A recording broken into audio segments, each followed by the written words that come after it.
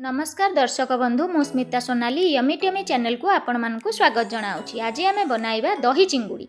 चलंतु start करिबा। मु एठी 500 ग्राम चिंगुड़ी को लुण हलदी तेल गोलई मैरिनेट करिकी 15 मिनिट रखिथिली। ए गोटे कड़ाई रे तेल गरम करिकी चिंगुड़ी की भाजी नेबी। वर्तमान मु चिंगुड़ी को भल से भाजी नेइची। चिंगुड़ी टिके भल भाबरे भाजी हे गला परे ताकू मु गोटे प्लेट को काढी नेइची। वर्तमान मु सेई सेम कड़ाई रे आउ 2 चम्मच तेल नहीं जाइची। तेल टिके ताती की धुआं बाहरिले मु सेथिरे काटी रखिथिबा बड़ 2टा पियाज पकेई देइची। आउ ताकू भल भाबरे गोल्डन ब्राउन हवा पर्यंत भाजी नेइची।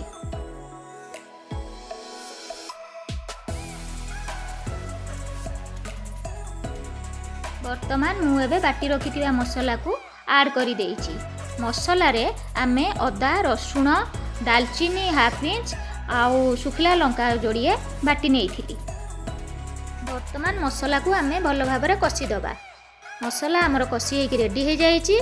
वर्तमान से गोटे बड़ टमाटो को बाटी रखी टमाटो प्यूरी करिकी ताकू देई दबा। गोटे चम्मच काश्मीरी मिर्च, गोटे चम्मच हल्दी गुंड आउ स्वाद अनुसार लुण पकई ताकू भल भाबरे कसी दबा। वर्तमान मसला आमर भल भाबरे कसी होगी रेडी हो गलानी। सेथिरे मु गोटे कप दही को फेंटिकी रखिथिली ताकू आड करी दबा।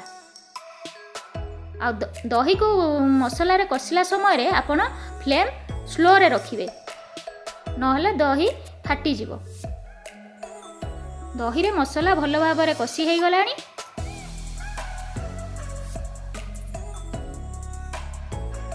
सेथिरे आमे चिंगुड़ी को पकाई भल भाबरे मसला रे कसी दबा। वर्तमान ताकू आमे घोड़ेई की 5 मिनिट छाड़ी दबा। चिंगुड़ी मसला रे भल भाबरे कसी हो गलानी। वर्तमान आमे सेथिरे गोटे कप पानी ऐड करी देबा आउ किछि समय फुटिबा पई छाड़ी दबा। एबे चिंगुड़ी हमर भल भाबरे फुटी जाइछि। वर्तमान आमे सेथिरे गोटे चम्मच गरम मसला पकेई देबा आउ किछि कटा जाइथिबा धनिया पत्र पकेई दबा।